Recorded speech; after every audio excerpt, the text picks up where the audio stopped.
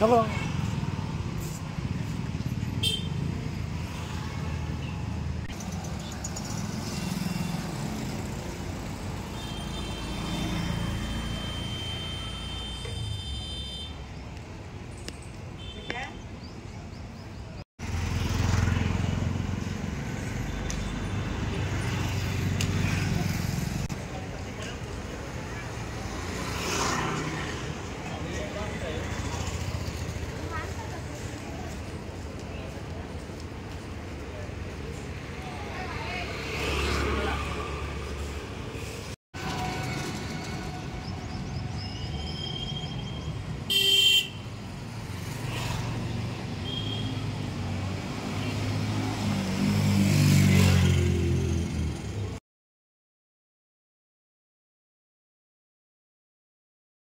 माझं नाव महेंद्र सुरेश घोडे।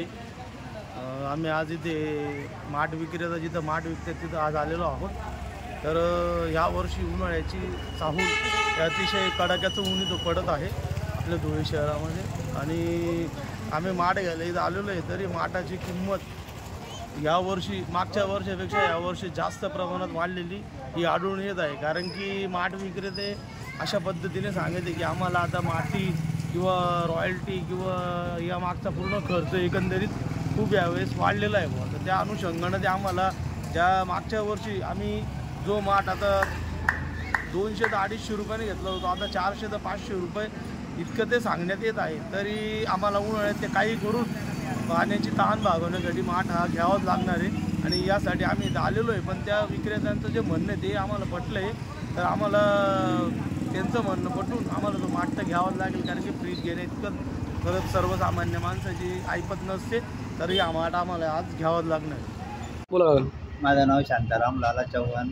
आपलं उन्हाळ्याची चाहूल लागलेली आहे आता लोकांना आणि माठ विक्रेता हे चालू झालेली आहे। कारण माठाची किंमत आम्हाला म्हणजे मी 15 दिवसापासून बसून आहे, तर कारण की माती उपलब्ध नाही आहे, मातीच भेटत नाही। कारण की माती जर घ्यायला गेलं तर रॉयल्टी मागतात। रॉयल्टी आम्हाला माफ असल्यावर सुद्धा आम्हाला म्हणजे आपलं मामलदार वगैरे तहसीलदार वगैरे आम्हाला त्रास देतात।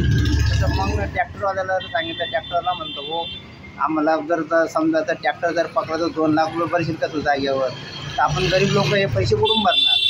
तर त्याच्यामुळे मी 15 दिवसापासून बसून खातो आहे। तर समजा आता गेल्या वर्षी मातीची किंमत एक ट्रॅक्टरची किंमत 2000 रुपये होती, तर यावर्षी 3 ते 4000 रुपये होऊन गेलेली। तर 2 अंड्याचा माठ कमीत कमी 250 ते 300 रुपयापर्यंत जायला पाहिजे। जातो जे बुवा त्याची किंमत आहेच बुवा तशी, आणि 1.5 अंड्याचा माठ जो आहे तो 180 190पर्यंत जातो। तर गरीब लोकांचा फ्रीज म्हणून ओळखला जाणारा माठ ही विक्रेता चालू झाली। यावेळेस कसा रिस्पॉन्स आहे माठ विक्रीला? म्हणजे यावेळेस वर्षी रिस्पॉन्स चांगला आहे, कारण की उष्णतेच्या हिशोबाने व्यवस्थित